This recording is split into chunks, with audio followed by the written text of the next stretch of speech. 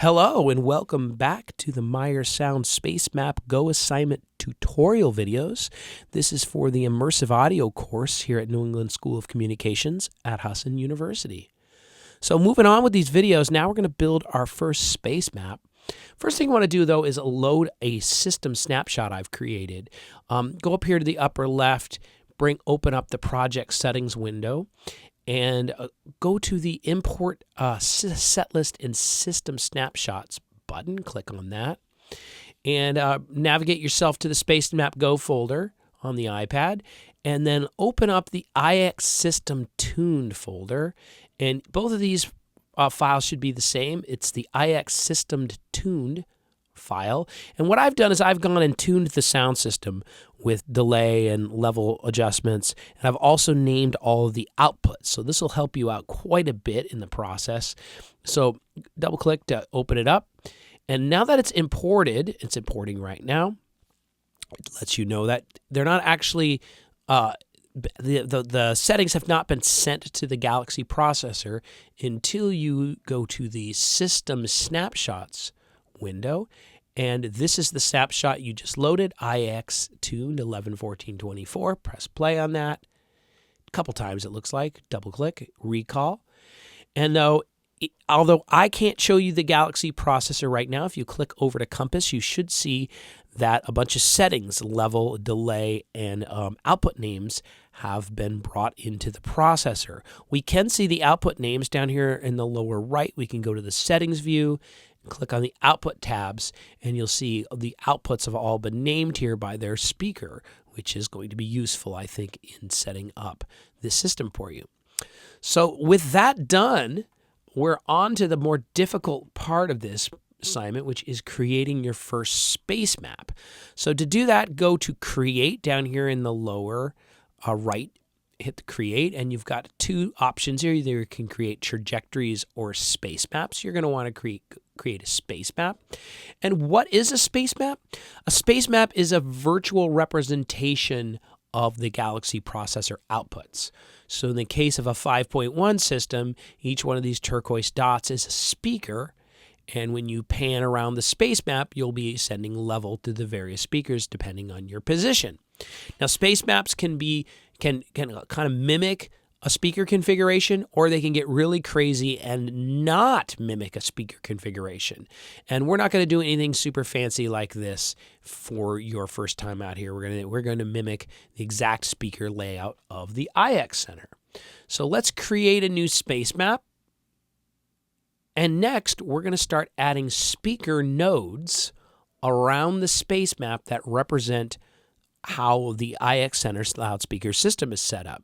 So we default to the Add button, and what's kind of convenient is it will add them as I click on the space map, and I'm going to click in the upper left corner here.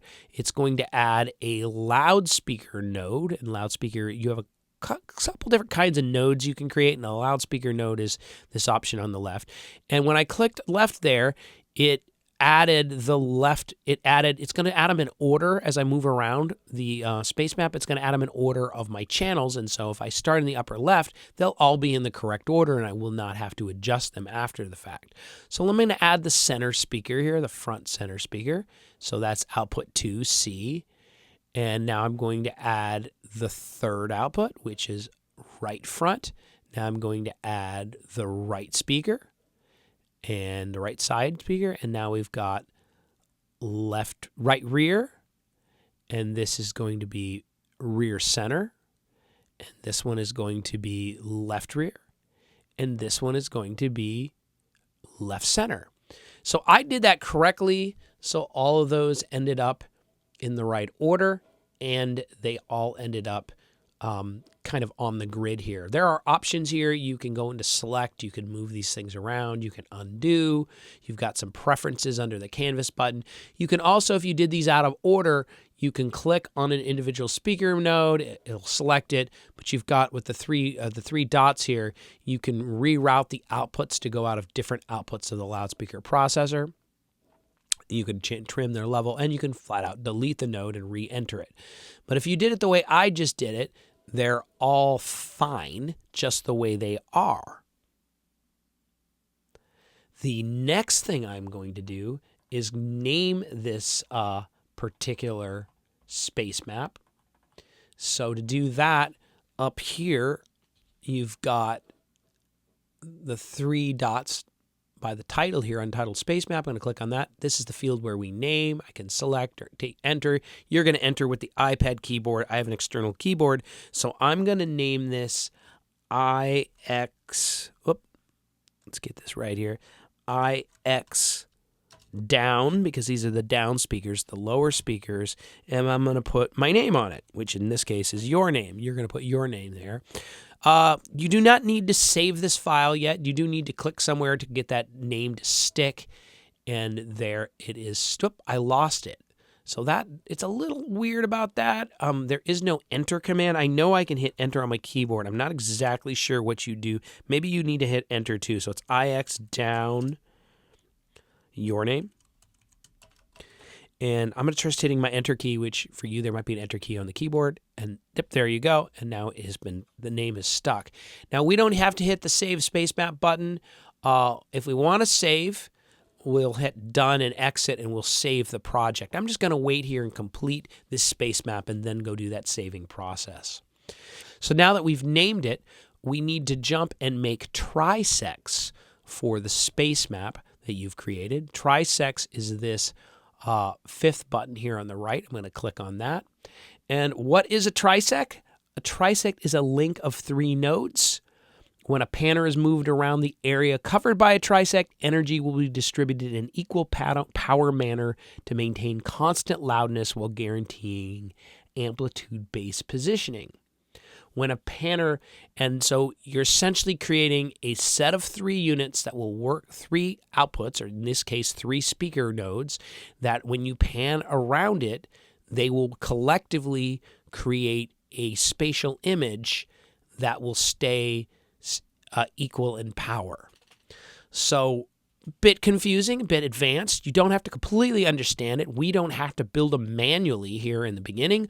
All we need to do is click the Auto Build Trisects Open button down here. It opens up the trisect button, the trisect screen. Leave these all on and click the Build Trisects button, and it will automatically build all the trisects we need for this space map. So we've almost done. We've gotten that taken care of. Now we can exit the trisects window if you want to go back to speaker mode, to speaker nodes. There are a few more nodes to investigate, though. You've got virtual nodes, silent nodes, and derived nodes. Now, the silent nodes are kind of interesting. You could program a silent node by entering one of them into your space map, and whenever you pan near it, it gets quieter. So you could use this essentially to have the panner work as a level control. Maybe you have silent nodes down here, so every time you pan downward, it gets quieter and louder whenever you go up. That's one thing you could do with them. So a lot of interesting creative things you can do with silent nodes.